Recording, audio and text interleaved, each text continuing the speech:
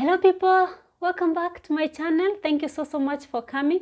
I'm so glad that you've chosen to click on this video to watch, because today's video is a very insightful one and it's a very important video to all of us, because it's a video full of wisdom, full of nuggets that will help us grow financially, successfully, and business-wise. Yes, because today we are discussing about business ideas, practical business ideas that you can actually start with 5,000 Kenya shillings or less, or even some of them might not require any capital to start. And it's not that they're small businesses or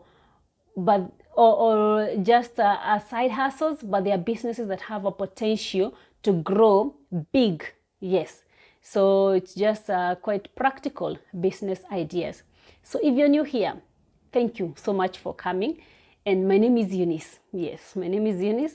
And please consider subscribing to this channel. Yeah, and hit that notification bell so you would always find notifications whenever we upload a video. Yes, so karibu sana to a very insightful one for today.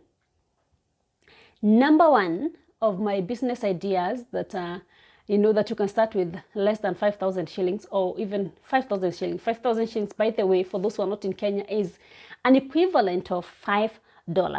So number one of my businesses, it's drop shipping. And I put in quotes because normally drop shipping is usually related to international business, when maybe we are shipping goods or stuff from abroad or wherever else. But this one, I'm targeting a local market. Like maybe if in Kenya, just drop shipping within Kenya. What drop shipping actually means is you, the seller of goods, do not hold these goods in stock. Yes. So you're selling a product, but you don't have it in stock, but you're selling it to a customer. So that means you're the middle person between the supplier or the manufacturer of the product and the customer.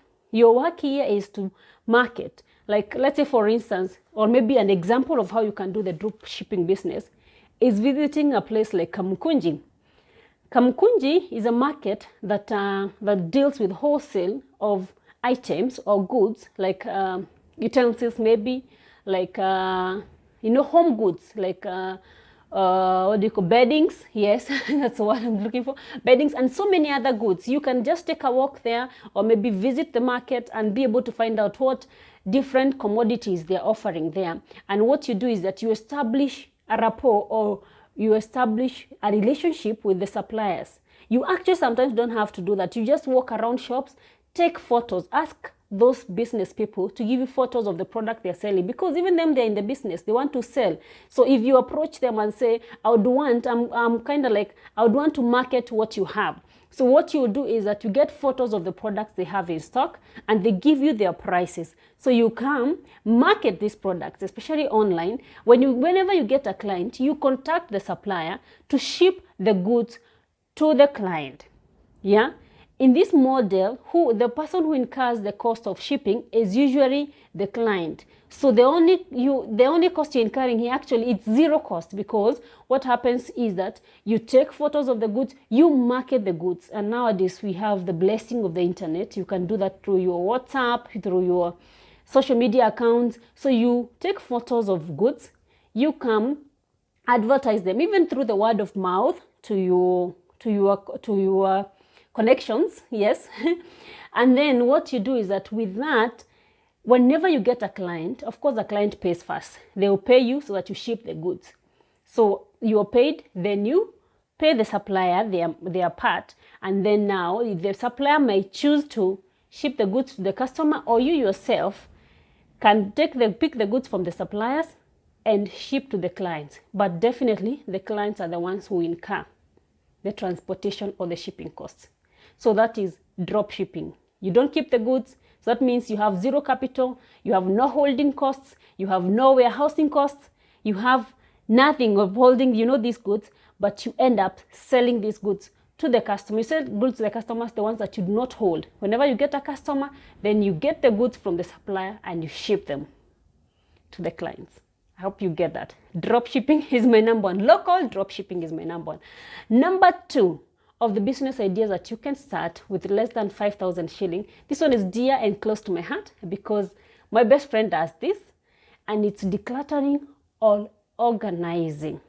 Yeah, if you're that person who has that eye, you know those people with OCD, not in a bad way, but if you're that person who like organizing, you like putting your things neatly, even in your house, there's a way you want things done. Let me tell you, there is a great demand of such people, of organizers, because most people, you realize, our schedules have become so busy and everyone is looking for a way they can find help in one way or the other. So you can, if you're that person who has an eye for details, you can do this business of decluttering and organizing. This one, you don't require to have anything. In case you go to, you market yourself, you get clients. When you go to your clients and assess the work, you know, you will have to work around how to charge this, you know, how to charge your clients. It depends whether your market to what your market will be. If it's the up market, there are rates for up market. You can choose to charge hourly. You can choose to charge depending on the work, the amount of work that is there. So what happens, you are entirely requiring no capital, maybe transportation to get to your client to do the quotation. Yes. So you go, in case you need items or you need staff to help in organizing, you can always ask your client to provide, or maybe you just write a quote for them on the things that they need to buy, so that to help facilitate you in your organization. Yes. So you actually don't need anything, and it's a very lucrative business. So consider that. If you're that person with an eye for detail, please consider this business. It's a very good one. Number 3 of my business ideas that you can actually start with less than 5,000 Kenya shillings is running. It's an errands business. Yes. An errands business, I mean, you're in a position whereby you know your way around town, or you know your way around offices, and so you can be sent to go, like maybe I can send you, I need something done at City Hall. So you just come, take my documents, go to City Hall. Is it called City Hall nowadays? Whatever it is called, county offices.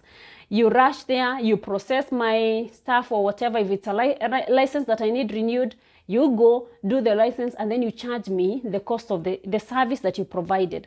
If this business just requires you marketing yourself, you'll find that there are so many people who avoid the hassle of moving up and down, or maybe somebody's working in an office like outside town, or outside, you know, in the outskirts kabisa, and they would like to have somebody to send to a certain town or wherever. So you can take up this business. You can take up this service business, because it's actually a service business where you can get, you know, be sent by people from one place to another. So this one, I consider it as an errand business, and as you can see, you don't require any cost. Maybe your transport from point to A to point B before maybe you're paid. And one thing that I would really emphasize is that when you are entering into any of these businesses, please be wise on how you price your services. I know it can be tricky, but one of the ways of how to price your services or your products is you can do a market survey of what are other people in the same industry, what are they charging, how much are they charging for the same service. So with that, or even check, you can even check if you're being sent in outside town, how much fare will it cost? Charge even the hours that you might spend. Yeah, so be wise and be confident of the prices that you offer your services at, so that at the end of the day, you don't operate a business of losses. Yeah, so errands business will be my 3rd business. Now to number 4, this one I call it is offering catering services, or maybe chef services, however you'd want to put it. This is a business that you're offering the service. So that means you're not buying anything. You're not needing to have a space for business. Yes. So if you're good, especially nowadays, I've seen there are people coming up and doing, like, let's say for instance, chapatis. Yeah, you're good at it, you know. I've had to contract some of these people on several occasions. Maybe somebody has guests and you need like 3 packets of unga done, so you contact somebody to come and do the unga. So basically this person will just show up, and then they will charge you depending on the amount of, or the number of packets that you need to do, especially now on the chapatis front. But even generally on catering, if you're good, you don't have to have gone to any in a catering school to learn catering. If you know you're good with certain meals, or you can even grow an expert and you become an expert in one of, in some meals. Like if you're good in your pilau, if you're good, and these recipes are recipes that you can learn on your own. If you know you're good at cooking, you can establish your catering business. Yes. And you can start with taking small orders like house calls, where somebody has guests, maybe they have 20 guests, and then they contract you. You just market yourself, contract you, come and cook. You charge your fee at the end of the day, and you're done. You don't need to, it's different. You're not bringing food, but you're just coming to offer a service. That one is definitely, you're not incurring any costs, maybe unless the transportation cost to the workstation. But as you can see, it's a business that is lucrative, and it's a business that is out of passion, because you can't go to cook if you don't love cooking, or even if you don't know how to cook. So yes, this is also another very good business that actually can grow into a big business in the future. And it just comes out of your skill, your talent, your passion. Yeah, the chef catering business will be our number 4 business. Yeah, I hope you're together. For my number 5 business, yes, I hope I'm at number 5. For my number 5 business is thrifting business. Yeah, and with this specifically, I talk about selling thrifted clothes, not clothes basically, but stuffs. With thrifting, I mean mitumba. Yes, with 5,000 it might seem less, but what you need to do is just identify the line of goods that you'd want to go into. And what you can do is just visit the wholesale markets. Sometimes you don't even have to go all the way to Gikomba. We have people who open bales in our estates. So you can always approach those people and get the camera stuff. If you have 5,000 and you decide I'm going into ladies' tops business, you go get tops at 200 bob, the camera tops, once they're opening up the bales, and then you go sell the tops at 300, 400. That's 100%, 50 to 100% profits or markup that you put on those clothes. So what happens is, if this is the amount that you have, like 5,000, you just go start with what you have. If 5,000 will get you, like, let's say they're selling at 100, so if 5,000 will get you at how many are those 50 tops? Yeah, I hope my maths are right. Then start with that. Yeah, start with that, and then with the profits, please plow back the profits back to the business, and then you're able to grow the business. Yeah. So nothing is not achievable if you put your heart and mind into it. Definitely there's nothing that you cannot achieve. So my next business would be detergent making business. Yes. I know by detergents, I mean, and the normal, what do you call it? I don't want to call it jik, but it's what it is. Fabric softener, washing liquids, all these things, you can make them. And what you just need is, it will be less than 1,000 bob for a start off. This business is usually so close to my heart, because that was my very first hustle at the age of 17. Let me just say this, yes. That was my very first hustle. Immediately after high school, I found just a normal, a lady in the neighborhood doing it, and I approached her. And she helped me, she helped me learn about it. And we'll just go, when we go to this chemical, those shops that sell the detergents, you just tell them, I need the one for making liquid soap. So they'll just give you a package, and they will actually demonstrate to you how to do it. They will actually show you how to do it. So your work is just go, maybe you even with 1,000 bob, you might be able to make even 40 liters of liquid detergent, the soap, the one that, yeah, and they'll show you how to do it. So that's how I started my first hustle. And then I would repackage those ones into 1 liter bottles. Of course, this was a mtaani business. So selling those 1 liter bottles, half a liter, and pricing them accordingly, it is a business that can actually grow. One of my friends is actually in a big, theirs is a big company. But if you start small and you understand the chemistry of mixing these things, you'd never know how far that business can go. So don't Don't despise it. Don't despise small beginnings. Don't despise the small amount that you have, because that small amount has a potential to go far. Yes. So my last business on the list for today, please, if you have any other, you can add on to in the comments. Please, let's help one another to grow earning. Let's not keep these ideas to ourselves. So if you have any other, maybe I've missed out, please, you can add on. And actually in future, I can always do other business ideas. This one was so close, as from my research, I realized this one costs very few. And even some of this is what I've done. I've actually practiced. I've actually done some of them. So my last number of the list, last but not least, will be selling jewelries. Things like earrings, things like chains. You realize you can go to the market and like in Nairobi, I'll give you an example. You go to Du Bois Road. Du Bois Road is between Accra and Latema Road, yes. So in between there's a place, there's one of them, I think it's called Perida Center. There are places where they sell jewelry. You can go and get earrings for like 50 shillings and go out there and sell at 100.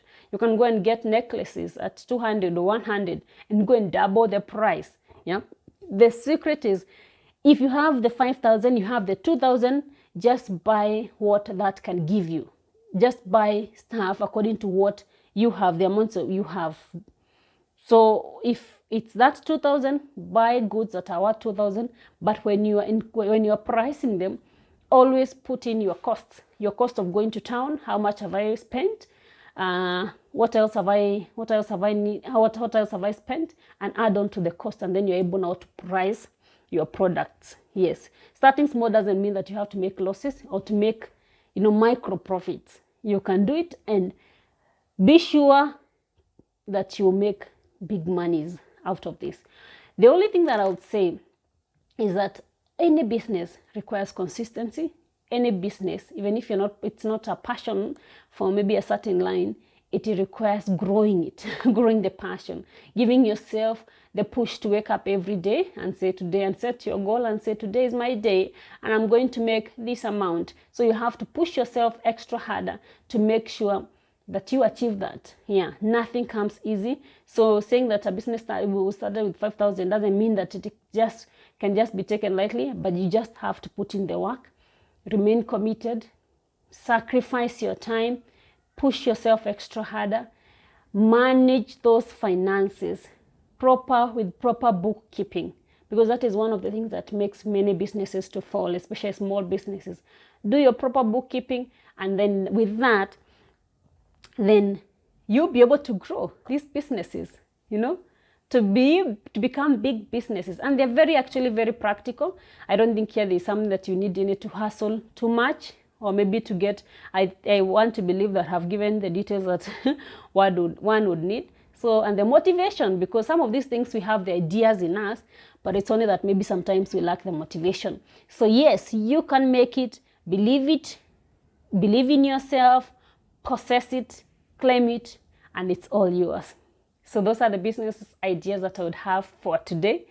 Please guys, again a reminder, please remember to subscribe to this channel. Let's help this channel to grow so that we can come back with more insightful videos. So thank you so much for watching. See you next time. It's a bye-bye for now.